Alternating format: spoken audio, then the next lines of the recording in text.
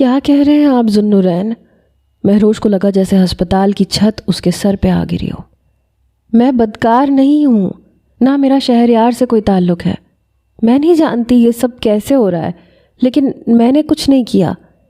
ذوالنورین کے بازو پکڑتی وہ اسے اپنی بے گناہی کا یقین دلانے کی کوشش کرنے لگی۔ شٹ اپ مہروش، تمہارا بلڈ ٹیسٹ رپورٹ، تمہارا الٹرا ساؤنڈ، سب کچھ تمہارے سامنے ہے۔ ابھی بھی تم مجھے جھوٹا کہنے کی کوشش کر رہی ہو۔ اچھی طرح سمجھ رہا ہوں میں، شہریار کے ساتھ جو راتوں کو تم نے گھر سے باہر وقت گزارا ہے یہ اسی کا نتیجہ ہے، اور اوپر سے اپنے گناہ کا صحرا میرے سر پہ سجانے کی کوشش کر رہی ہو۔ اس دن میں نے خود سنا تھا، تم نے شہریار سے کہا تھا کہ مجھے یہ بات کبھی پتہ نہیں لگے گی، لیکن دیکھ لو، قدرت چاہتی تھی کہ تمہارا سچ مجھ پہ کھل جائے۔ میری ماما ٹھیک کہتی تھیں، تم نے مجھ سے صرف میری دولت کے لیے شادی کی ہے۔ تم ایک انتہائی بد کردار لڑکی ہو جس نے ساری زندگی سردار انکل اور ان کے بیٹے کو بے وقوف بنا کے رکھا، اور اب مجھے بنانا چاہتی ہو۔ میں تمہیں ابھی اور اسی وقت رشتے سے آزاد کرتا ہوں۔ میں اپنے پورے ہوش و حواس میں تمہیں مہروش چکرا کے اس کے بازوؤں میں جھول چکی تھی، بنا پوری بات سنے۔ وہ طلاق کا داغ نہیں سہ سکتی تھی اور نہ یہ صدمہ برداشت کر سکتی تھی۔ نورین نے اسے سنبھال کے ایک طرف بٹھایا، شہریار کو کال ملائی، ابھی اور اسی وقت ہسپتال پہنچو۔ اپنی لوکیشن بتا کے بات پوری کیے بنا ذوالنورین نے فون بند کر دیا تھا۔ تھوڑی ہی دیر میں مہروش کو ہوش آ گیا۔ وہ پھٹی پھٹی نگاہوں سے ذوالنورین کو دیکھ رہی تھی۔ مجھے طلاق نہ دینا، میری کوئی غلطی نہیں ہے، میں سچ کہہ رہی ہوں نورین۔ وہ بلکتے ہوئے رونے لگی۔ ابھی ایک ہفتہ ہی تو گزرا تھا ان کی شادی کو، ابھی تو محبت بھرے لمحات شروع ہوئے تھے اور اس کی زندگی یہیں تمام ہونے جا رہی تھی۔ شٹ اپ، بکواس بند کرو اپنی۔ اب تمہارے منہ سے ایک لفظ نہ سنو۔ آ رہا ہے تمہارا وہ عاشق جو تمہارے بچے کا باپ ہے، اس سے منتیں کرو کہ تمہیں اور تمہارے بچے کو اپنا لے۔ میرا تم سے کوئی واسطہ تعلق نہیں، گرجدار آواز میں کہتے ذوالنورین نے ارد گرد کے لوگوں تک کو متوجہ کیا تھا، اور وہ شرمندگی سے چور نظریں چرا رہی تھی۔ ہر کوئی حیرت بھری نگاہوں سے اس نئے جوڑے کو دیکھ رہا تھا جن کے درمیان نہ جانے کس بات پر اتنی تلخ کلامی ہو رہی تھی۔ شہریار بڑے بڑے قدم اٹھاتا ان تک پہنچا۔ خیریت تو ہے، سب کیا ہوا ہے؟ مہروش، تم لوگ ہسپتال میں کیوں ہو؟ نورین، تم نے بتایا بھی نہیں کیا ہوا؟ وہ پریشانی سے دونوں کو دیکھ رہا تھا جن کے چہرے کے رنگ اترے ہوئے تھے۔ مبارک ہو شہریار، باپ بننے والے ہو تم، اسی لیے بلایا ہے تمہیں، ذوالنورین نے طنزیہ انداز میں کہتے شہریار کا گریبان پکڑ لیا تھا۔ دوستی دوستی کے نام پہ جو کھیل کھیل گئے ہو نا تم دونوں میرے ساتھ، وہ مجھے بہت اچھی طرح سمجھ آ رہا ہے، لیکن میں اب مزید تم دونوں کا شکار نہیں بن سکتا۔ اپنی اولاد کا بوجھ تمہیں خود اٹھانا ہوگا۔ شہریار کے سر پہ بم گراتے وہ تیز تیز قدم اٹھاتا ہسپتال کے احاطے کو پار کر گیا تھا۔ ذوالنورین، ذوالنورین، رکو، کیا ہوا ہے تمہیں؟ کیا کہہ رہے ہو تم؟ شہریار اس کے پیچھے دوڑا تھا، لیکن بنا رکے وہ اپنی گاڑی تک کا سفر طے کر چکا تھا۔ گاڑی کا دروازہ کھولتے اس نے پلٹ کے شہریار کو دیکھا جو دوڑتے ہوئے اس تک آ گیا تھا۔ میری بات سنو شہریار، مہروش کو یا اس کے بچے کو میرا نام دینے کی اب کوشش نہ کرنا۔ جان گیا ہوں میں کہ تم دونوں کے درمیان کیا کچھ ہو چکا ہے۔ بہتر یہ ہے کہ مجھ سے دور رہو۔ جلد ہی طلاق کے کاغذات مہروش کو بھیج دوں گا۔ اگر اتنی ہی آگ تھی تم دونوں میں تو شادی کر لینی چاہیے تھی، مجھے درمیان میں بکرا بنانے کی ضرورت نہیں تھی۔ گاڑی کا دروازہ بند کرتے وہ فل اسپیڈ میں گاڑی ریورس کرتا چلا گیا، اور شہریار نا سمجھی سے اس کی باتوں کو سمجھنے کی کوشش کر رہا تھا۔ کتنے ہی پل خاموشی سے گزر گئے، پھر اسے مہروش کا خیال آیا۔ وہ واپس تیزی سے اندر کی طرف دوڑا جہاں مہروش دوبارہ سے بے ہوش ہو چکی تھی۔ ڈاکٹر صاحبہ، کیا ہوا ہے مہروش کو؟ پریگننٹ ہیں یہ، کچھ دیر پہلے ہی میں نے انہیں یہ نیوز سنائی ہے، لیکن عجیب سا کپل ہے، خوش ہونے کے بجائے ان کے چہروں پہ ماتم ہے، اور بیچاری یہ لڑکی بار بار بے ہوش ہو رہی ہے۔ ڈاکٹر صاحبہ کو بھی سمجھ نہیں آ رہا تھا کہ ہوا کیا ہے۔ مہروش پریگننٹ ہے؟ شہریار حیرت سے پوچھنے لگا۔ جی بالکل، شی از 3 ویکس پریگننٹ، انہیں بہت زیادہ آرام اور توجہ کی ضرورت ہے۔ میں میڈیسن پرسکرائب کر رہی ہوں، آپ ان کا خیال کیجیے گا۔ ان کے شوہر کہاں چلے گئے ہیں؟ اور آپ کون ہیں؟ ڈاکٹر نے پلٹ کر اسے گہری نگاہوں سے دیکھا۔ وہ تو ابھی تک 3 ویکس پریگننٹ والی بات پر ہی اٹکا ہوا تھا۔ اسے جیسے کچھ ذوالنورین کے غصے کی وجہ بھی سمجھ آ رہی تھی۔ ان کے شوہر کو کچھ ضروری کام آ گیا تھا، وہ چلے گئے ہیں، میں دوست ہوں مہروش کا۔ شہریار نے جلدی سے اپنی پوزیشن کلیئر کی۔ اوکے، آپ انہیں گھر لے جا سکتے ہیں، لیکن بہت احتیاط اور خیال کی ضرورت ہے۔ ڈاکٹر نے دوائیوں والا پرچہ اس کے ہاتھ میں تھمایا اور آگے بڑھ گئی۔ مہروش کو ہوش آ چکا تھا، وہ پھٹی پھٹی نگاہوں سے شہریار کو دیکھ رہی تھی۔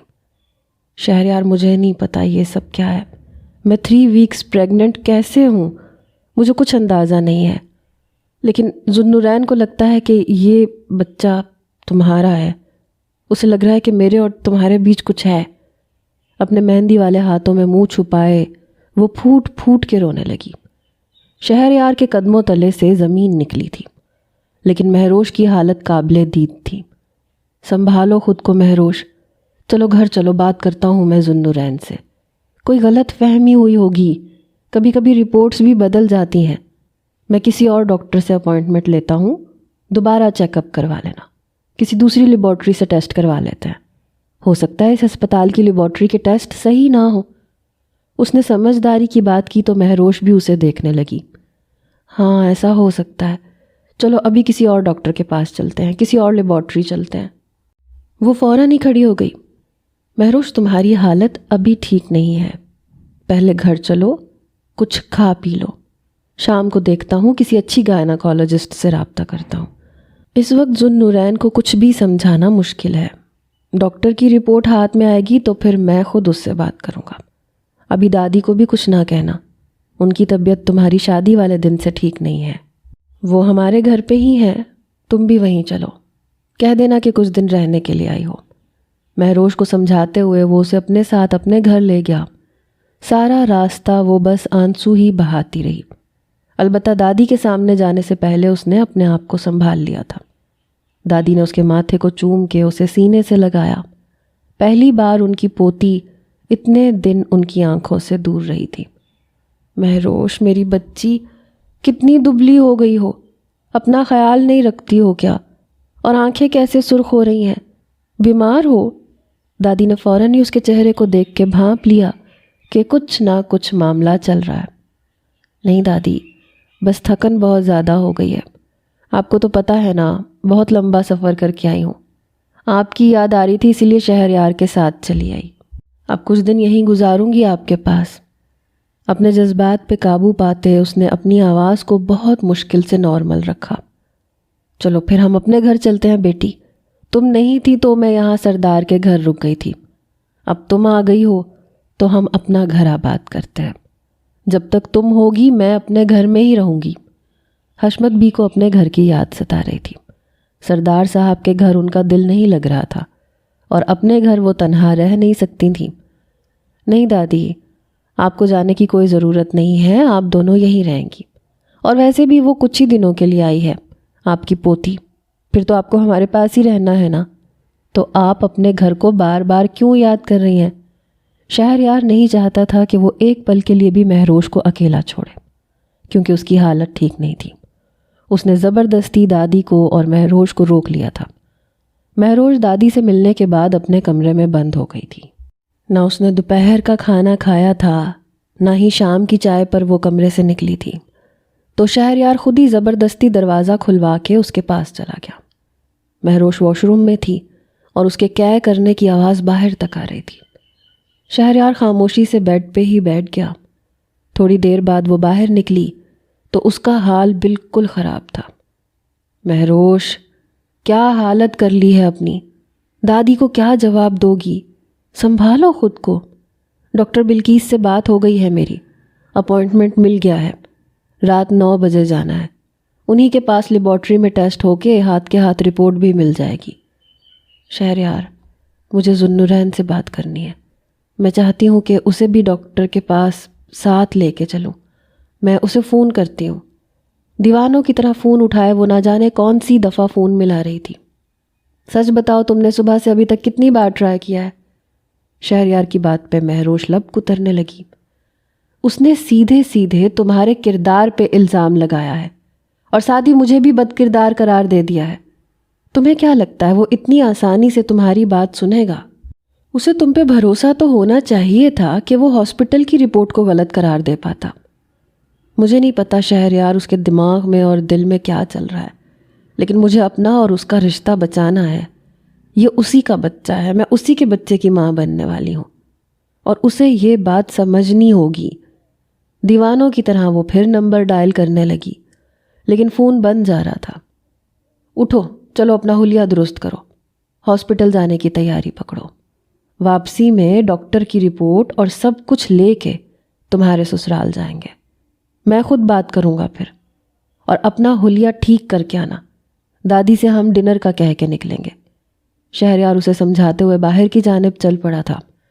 کچھ ہی دیر بعد وہ بھی اپنے آپ کو سنبھالتی چادر پہنے اس کے پیچھے آ گئی۔ دادی اپنے کمرے میں تھیں۔ شہریار نے خود جا کے انہیں بتایا تھا۔ مہروش کو وہ فی الحال دادی سے دور ہی رکھنا چاہتا تھا۔ آدھے گھنٹے کے سفر کے بعد وہ ڈاکٹر بلکیس کے کلینک پر تھے۔ وہاں اس کا الٹرا ساؤنڈ بھی ہوا، بلڈ ٹیسٹ بھی ہوئے۔ ڈاکٹر بلکیس نے بھی وہی خبر سنائی کہ وہ 3 ویکس پریگننٹ ہے۔ یہ سن کے مہروش بری طرح رونے لگی تو ڈاکٹر بلکیس چونک گئی۔ بیٹی، اتنی خوشی کی خبر پہ آپ آنسو کیوں بہا رہی ہیں؟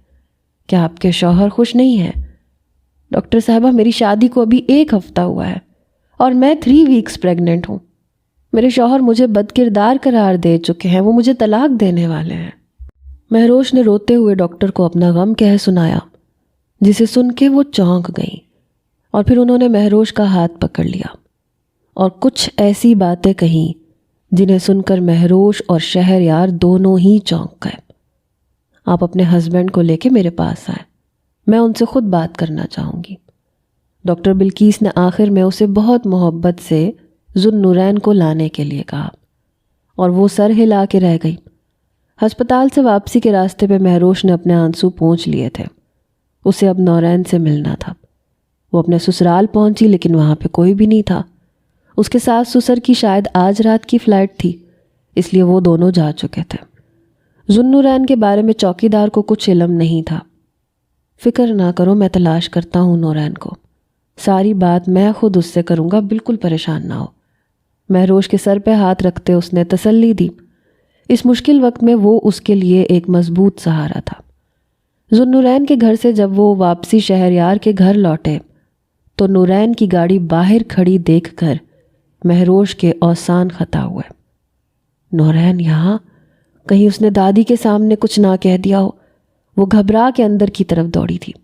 سنبھل کے مہروش! شہریار پیچھے سے چیخا، لیکن وہ دیوانوں کی طرح اندر داخل ہوئی، جہاں اس کی دادی فک چہرہ لیے بیٹھی تھیں۔ ذوالنورین ان کے سامنے تھا۔ سردار صاحب بھی وہیں خاموشی سے بیٹھے تھے۔ لے آ گئے آپ کے پیارے شہریار اور مہروش۔ پوچھ لیں ان سے کہ ان دونوں نے کیا گل کھلایا ہے۔ میں یہاں صرف اس لیے آیا تھا تاکہ سب کو بتا سکوں کہ تم دونوں نے ہمیں کیسے دھوکہ دیا ہے۔ اپنی معصوم سی دادی کی آنکھوں میں تم نے کیسے دھول جھونکی ہے۔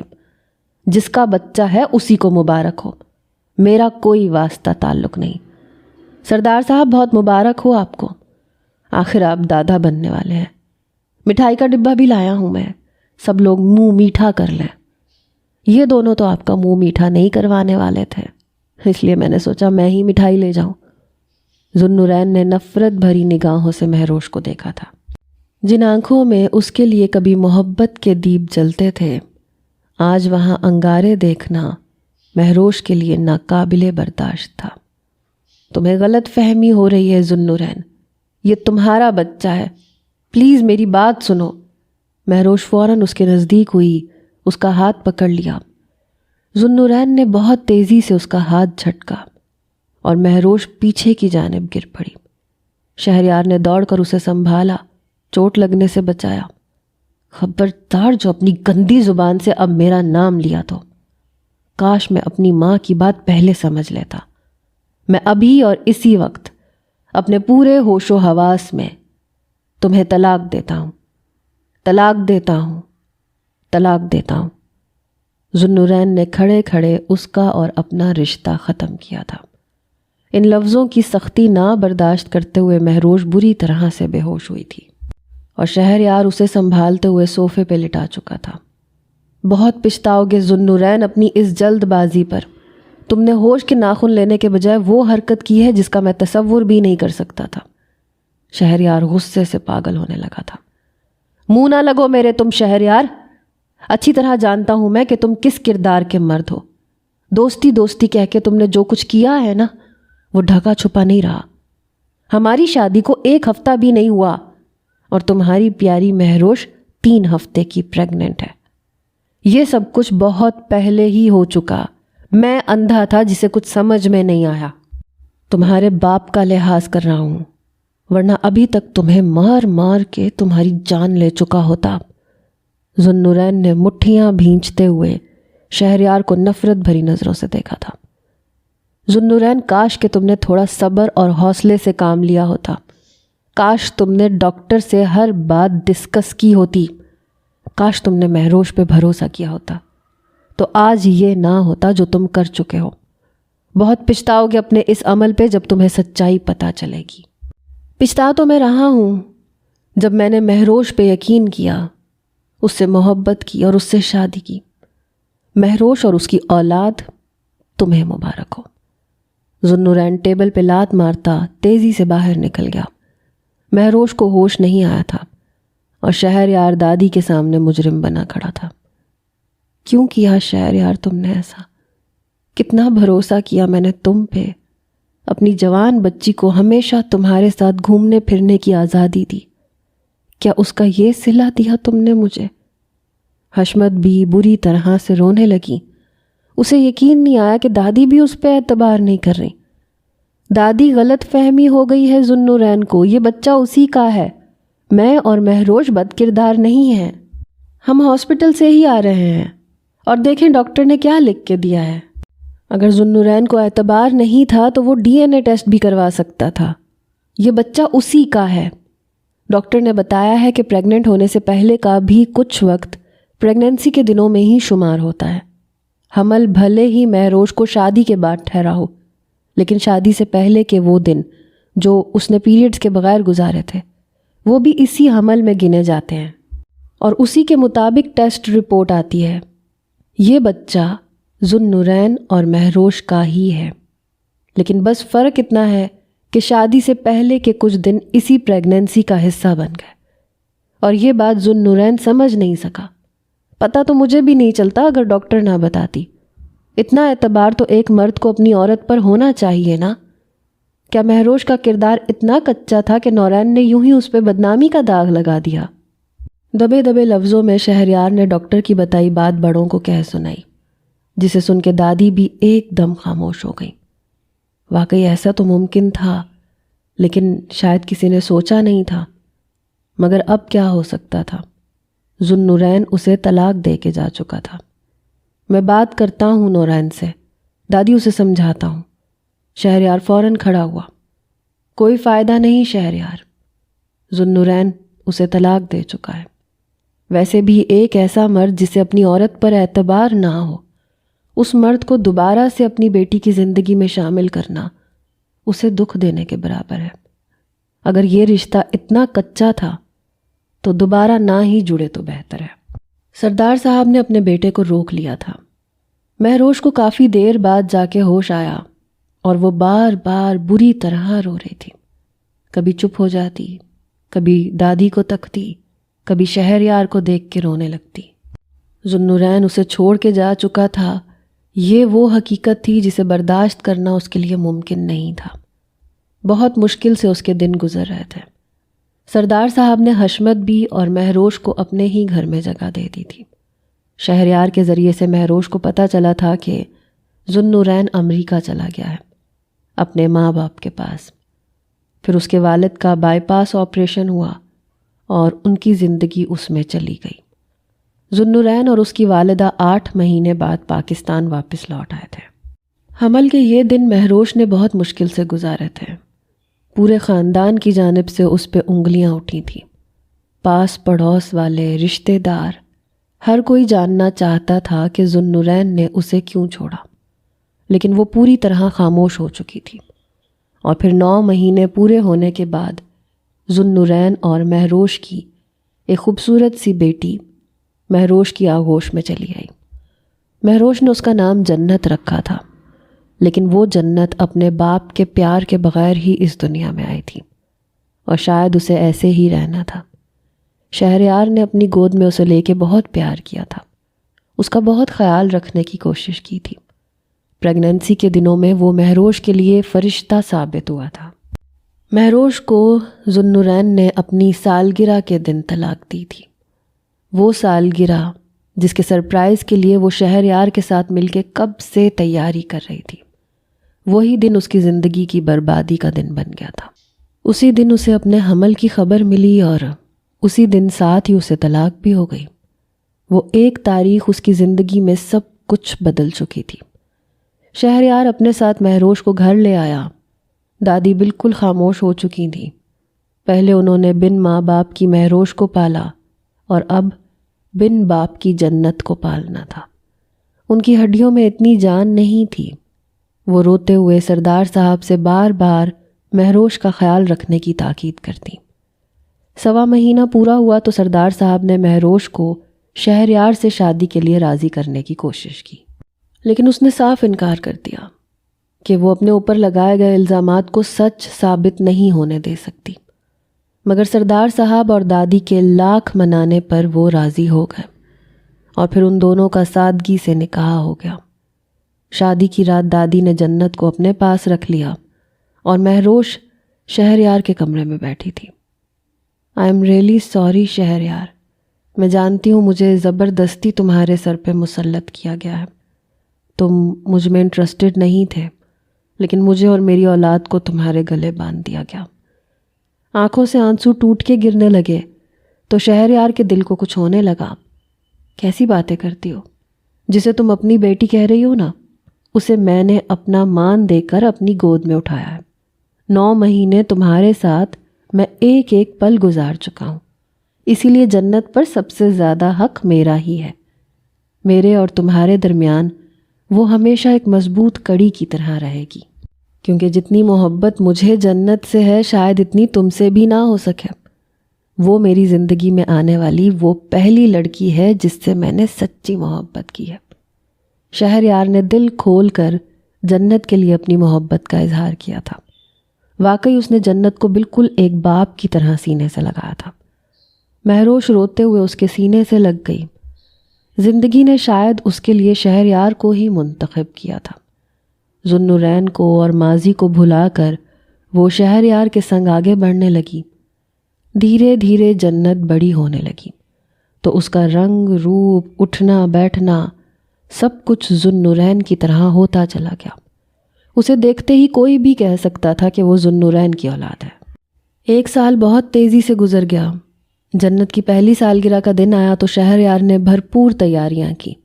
ہال بک کروایا گیا، سارے خاندان والوں کو بلایا گیا۔ جنت کو بطور باپ وہ اپنا نام دے چکا تھا، اس لیے اب دنیا والے خاموش ہو چکے تھے۔ اچھی طرح تیار ہونا مہروش، میری بیوی سب سے خوبصورت لگنی چاہیے۔ ساڑی مہروش کے آگے رکھتے وہ مسکراتے ہوئے اسے غور سے دیکھنے لگا، جو پوری طرح دمک رہی تھی۔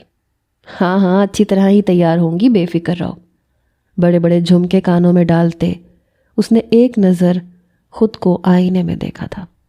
وہ واقعی حسن کی دیوی لگ رہی تھی۔ شاید ماں بننے کے بعد عورت کی چمک میں اضافہ ہو جاتا ہے، وہ بھی پہلے سے زیادہ چمک رہی تھی۔ وہ دونوں تقریب میں جانے کے لیے گھر سے نکلے تو شہریار کو اچانک یاد آیا کہ اسے ہاسپٹل سے رپورٹ لینی تھی۔ سردار صاحب کی طبیعت کچھ ٹھیک نہیں تھی اور ان کی رپورٹس کلیکٹ کرنے کا وقت تھا۔ ابھی کچھ ٹائم ہے مہمانوں کے آنے میں، پہلے رپورٹس لے آؤں؟ مہروش سے اجازت لیتے وہ ہاسپٹل کے اندر بنی لیبارٹری میں چلا گیا۔ مہروش ہاسپٹل کے احاطے میں ہی گاڑی سے ٹیک لگا کے کھڑی تھی جب اس کے سامنے نورین کی گاڑی آ کے رکی۔ اپنی ماں کو سہارا دے کے وہ گاڑی سے اترا تو اس کی پہلی نظر مہروش پہ پڑی، جس کی گود میں جنت کھیل رہی تھی۔ مہروش کو دیکھتے ہی ماضی کے زخم تازہ ہوئے، لیکن جنت پہ نظر پڑتے ہی اس کا دل دھڑکنا بھول گیا۔ وہی گرے آئز جو ذوالنورین اور اس کے خاندان کا خاصہ تھی۔ ذوالنورین کی آنکھیں بھی بالکل ایسے ہی گرے تھیں۔ مدھم روشنی میں بھی جنت کا چہرہ پوری طرح روشن ہو رہا تھا، اور ذوالنورین اسے دیکھ کر اپنے قدم روک نہیں پایا۔ دھیرے دھیرے وہ اس کے نزدیک چلا آیا۔ ذوالنورین کو دیکھتے ہی مہروش نے اپنا چہرہ پھیر لیا تھا۔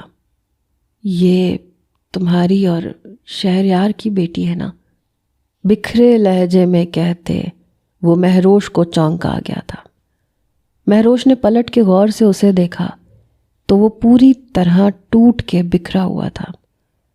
میں نے اس دن تمہیں طلاق دے دی، لیکن آج تک خود کو سنبھال نہیں سکا، مگر آج لگتا ہے کہ میں نے ٹھیک کیا۔ تم واقعی اپنی اور شہریار کی بیٹی کے ساتھ آگے بڑھ چکی ہوگی۔ ذوالنورین کی نگاہیں مستقل جنت پہ جمی ہوئی تھیں۔ مہروش نے خاموشی اختیار کی اور کچھ نہ کہا۔ یہ ہو بہو مجھ جیسی کیوں ہے؟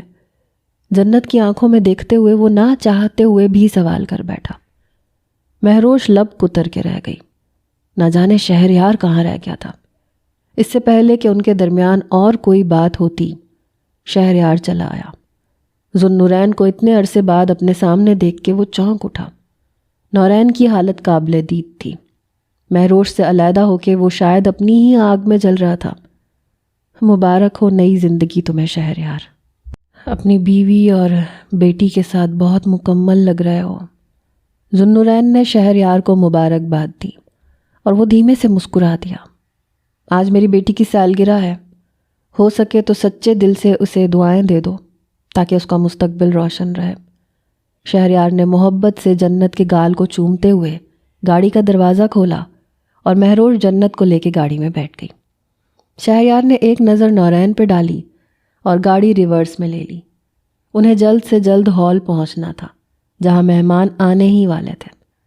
سارا راستہ خاموشی سے کٹا۔ مہروش اپنے آنسو پیتی رہی اور پھر وہ ہال پہنچ گئے۔ حشمت بی اور سردار صاحب جہاں ان کے منتظر تھے، تھوڑی ہی دیر بعد تالیوں کے شور میں جنت کی پہلی سالگرہ کا کیک کاٹا گیا۔ مسکراتے ہوئے جنت اور مہروش کو اپنے بازوؤں کے حصار میں لے کر شہریار نے فوٹوگرافر سے بہت خوبصورت تصاویر بنوائی تھیں۔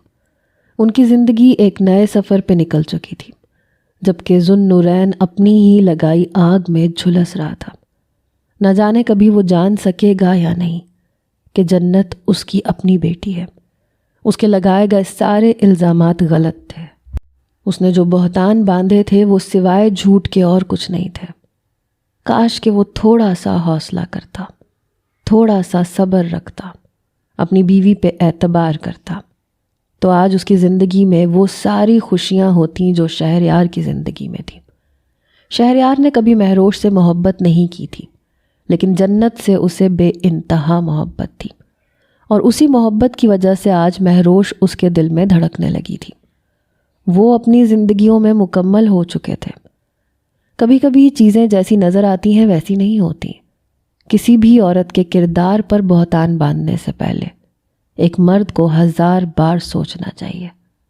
کیا آپ کو لگتا ہے کہ ذوالنورین کو یہ سچ پتہ چلنا چاہیے تھا کہ جنت اسی کی بیٹی ہے، یا پھر اس کے لیے اتنی سزا کافی ہے کہ وہ ساری زندگی اپنی لگائی آگ میں جلتا رہے؟ کیا آپ کو پتہ ہے کہ پریگنینسی کے دن کس طرح سے شمار کیے جاتے ہیں؟ اگر نہیں تو خدا را کسی بھی عورت کے کردار پر الزام لگانے سے پہلے ایک بار اس بارے میں ضرور جان لیجیے گا، کیونکہ میڈیکل سائنس مختلف طریقے سے کام کرتی ہے، اور حمل کے دن اور تاریخوں کی گنتی کا شمار بالکل الگ طریقے سے ہوتا ہے۔